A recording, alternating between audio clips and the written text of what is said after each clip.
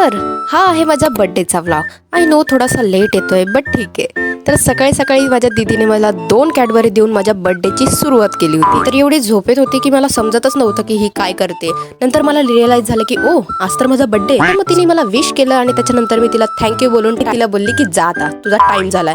असं bye bye करून मी नंतर उठले आणि पटकन आवरून घेतलं आणि डायरेक्ट बाहेर आल्यावर ब्लॉग केला. आणि भाई बर्थडेच्या दिवशी कोण बाहेर जात नाही यार. मी तर जाते त्याच्यामुळे मी पहिले गेली. एवढे फोटोज आणि व्हिडिओज काढले. आता ते एडिट करायला कधी टाइम भेटतो ते तर मला नाही माहिती. बट हा 1760 व्हिडिओ आणि फोटोज काढल्यानंतर खूप चांगले फोटो सुद्धा आले आणि व्हिडिओ सुद्धा आले. सो मग मी एकदम हॅप्पी होती बिकॉज मुलींना अजून काय पाहिजे असतं. फोटोज व्हिडिओज काढल्यानंतर मी डायरेक्ट तिथून निघाले आणि मग डायरेक्ट घरी आल्यानंतर ब्लॉग केला बिकॉज आम्हाला जायचं होतं केक घ्यायला. सो मी आणि पप्पा निघालो डायरेक्ट केक शॉप मध्ये. माझ्या आवडीचा मस्त एक केक घेतला आणि डायरेक्ट तिथून घरी आली. घरी आल्यानंतर भाई केक कटिंगचा कार्यक्रम चालू झाला होता. पण त्याआधी मी तुम्हाला सांगते की हे जे खाली वाथरलंय ना ते बर्थडे पासून मी यात्रा आणि ते बघतच होते. तेवढ्यात माझा नजर गेली ह्या गिफ्ट्स कडे. बाई बाई बाई एवढे गिफ्ट्स आणलेले आहेत ह्या तिघांनी वेगवेगळे गिफ्ट्स आणलेले होते. मग म्हणलं चला आता पटकन आपण सगळं केक कापून घेऊया बिकॉज लेट होत होतं. त्याच्यामुळे मम्मीने ओवाळलं. मग मी केक सुद्धा कापला आणि भाई मग गिफ्ट अनबॉक्सिंग चालू झाली.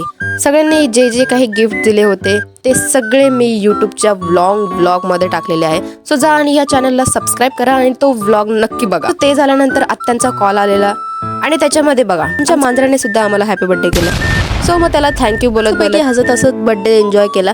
आणि मग थोड्या वेळातच माझी मैत्रीण सुद्धा आली. ती आली आहे तर तिने मला चॉकलेट सुद्धा आणलं. मग खूप गप्पा गोष्टी सुद्धा केल्या आणि मग तिचा जायचा टाइम झाला. सो मग तिला सोडलं आणि मग तेवढा दी आली. पण आमचा बाहेर जायचा प्लॅन कॅन्सल झाला बिकॉज दीदी खूप जास्त लेट आली होती. तुम्हाला तर माहितीच आहे की इथले लोकल ट्रेन्स किती जास्त लेट असतात. सो त्यामुळे आमचा सगळा प्लॅन फ्लॉप झाला आणि आम्ही घरीच जेवण मागवलं होतं. आणि लिटरली मी सुद्धा दिवसभरामध्ये एवढी थकली होती ना की मग मी विचार केला की ठीक आहे जे होतं ते चांगल्यासाठीच होतं. आपण जर तिकडे गेलो आणि जास्त टाइम झाला तर मग घरी यायला सुद्धा जास्त टाइम होईल. असा विचार करत मी म्हणले की ठीक आहे जाऊ द्या घरीच मागूया आपण जेवण. सो मग आम्ही घरी मागवलं जेवण, खाल्लं पिल्लं आणि मस्तपैकी झोपून राहिलो.